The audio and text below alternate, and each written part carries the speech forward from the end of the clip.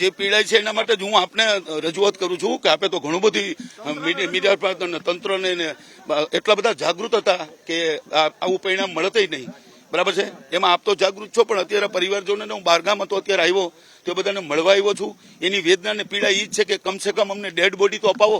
આજે શનિવારને બદલે આજે સોમવાર થયો, બરાબર છે, તો હજી અમને ડેડ બોડી નથી મળી. અમારે અગ્નિદા તો અપાય એવું છે જ નહીં, કારણ કે અગ્નિદા તો અહીંયા જ ભસ્મીભૂત થઈ ગયા છે.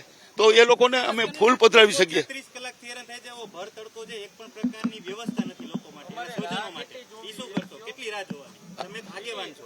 આગેવાન તરીકે તો હું કહું છું કે અત્યારે આ લોકોની જે પીડા છે એ અત્યારે હું આવ્યો ત્યારે ખબર પડી કે અહીંયા પરિસ્થિતિ કેવી છે, બરાબર છે. પીએમ રૂમ પાસે પણ પરિસ્થિતિ કેવી છે. તો એ પરિસ્થિતિ સરકારમાં પણ અમે રજૂઆત કરશું, બરાબર છે. અને તાત્કાલિક હવે તો જે ન્યાય મળવાનો હતો, બરાબર છે, એ ન્યાય તમારે એ પરિવારજનોને હવે આપવાનો છે. પણ જે ગયા એને તો પાછા તમે નહીં લાવી શકો. અને આવા હત્યાકાંડ ફરીવાર ન બને, બરાબર છે, એની તંત્રએ પણ જવાબદારી છે એની, બરાબર છે. એનઓસી ન હોય, ફાયર બ્રિગેડ ફાયરના કોઈ સાધનો ન હોય, એમ 2000 લીટર પેટ્રોલ ડીઝલ આવી બધા જલદ પદાર્થો હોય, એ કોઈ કઈ જોયું જ નહીં હોય. સ્વજનો હેરાન થઈ છે, બેઠક માટેની વ્યવસ્થા નથી. તમે આગેવાન તરીકે બેઠક વ્યવસ્થા કરશો ત્યારે આ લોકોને એક એક વસ્તુની હેરાનગતિ થઈ છે, કઈ આંકડો મળતો જ નથી. શું પરિસ્થિતિ છે એના સ્વજનો? હા, અત્યારે હું જોવા આવ્યો છું તો હવે આપણે મને જે રજૂઆત કરે છે એ સરકાર નહીં કરે કે તંત્ર નહીં કરે તો અમે વ્યવસ્થા કરાવશું, બરાબર છે. 36 કલાક થઈ ગઈ, સરકારે કઈ વ્યવસ્થા જ નથી કરી તો તમારે પણ સરકારને આટલું કયો છો તો વધારે કેવું જોઈએ ને, બરાબર છે.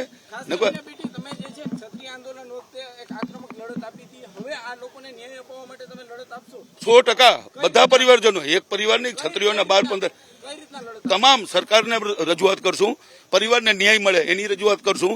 અત્યારે પણ જે અન્યાય થઈ રહ્યો છે અને આ ધોમતડકા 45 ડિગ્રીમાં હું પણ તમારી વચ્ચે ઉભો છું, તો એના માટે અમે રજૂઆત તો કરશું જ, અને પરિવારજનોને ન્યાય મળે એ પણ કરશું.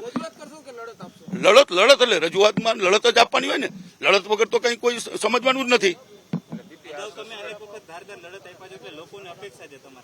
આ તો અપેક્ષા છે ને, એ અપેક્ષા 100% પૂરી કરશું અને લડત આપશું. જેમ લડત આપવાની જ હોય ને, અત્યારે લડત ના આપી તો ક્યારે લડત આપશું એમ, બરાબર છે. અસ્મિતાનો સવાલ હતો ત્યારે લડત આપી છે, તો આ પરિવારજનો ઉપર અત્યારે આપ ફાટ્યું છે, તો એના માટે તો હું પર્સનલી પણ એમ કહી શકું કે આ પરિવારોને જે કઈ તકલીફ હશે એની સાથે છું.